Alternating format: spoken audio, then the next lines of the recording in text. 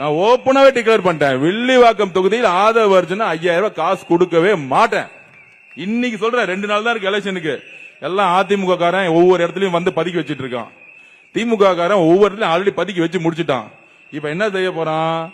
நம்ம electricity department போனா போனே எடுக்க மாட்டாங்க, கரண்ட் போச்சுன்னா. இப்ப எலக்ட்ரிசிட்டி டிபார்ட்மெண்ட்ல எல்லாத்தையும் கரெக்ட் பண்ணிட்டாங்க. எல்லா ஏசியும் என்ன கரெக்ட் பண்ணிருக்காங்க?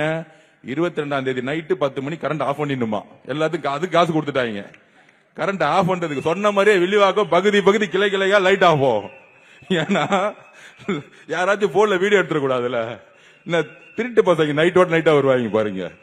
அதாவது திருடுனாச்சு நல்லவன் ஒரு வீட்டுல அவனுக்கு தேவையான காசை 10,000 ரூபாய் இருந்துச்சுன்னா எடுத்துட்டு போயிட்டு ஒரு 3 மாசம் கழிச்சு திருட்டு வருவாங்க. இவங்க 5 வருஷமா திருடிட்டு பணம் கொடுக்க வர்றதுக்கு திருட்டுத்தனமா வராங்க பாத்தீங்களா, லைட் ஆஃப் பண்ணிட்டு. இது என்னடா திமுக? அது திருட லைட் ஆஃப் பண்ணிட்டு திருடுறான், பணம் கொடுக்கிறவன் லைட் ஆஃப் பண்ணிட்டு பணம் கொடுக்கறான் பாத்தீங்களா? அப்ப இவன் எவ்வளவு பெரிய திருடன்.